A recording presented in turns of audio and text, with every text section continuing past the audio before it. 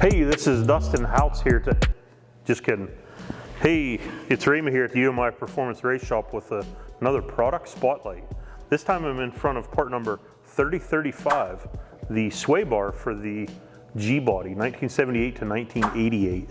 So we use it on the Malibu, we use it on the Green Machine. Just a great sway bar for really any application. 1.25" diameter, solid, fits in the stock location, but the larger diameter reduces body roll and dramatically improves handling. It comes complete with polyurethane end links and also polyurethane bushings to attach it to the car. So the bushings go here, the end links go here. It's a nice, easy, often first-time upgrade for the G-body owner. It's going to keep the body roll under control and just make for a great handling car. If you have any product-related questions about any of the things you see in our videos, you can email us at sales@umiperformance.com. And if you have any technical questions, we're always available at support@umiperformance.com.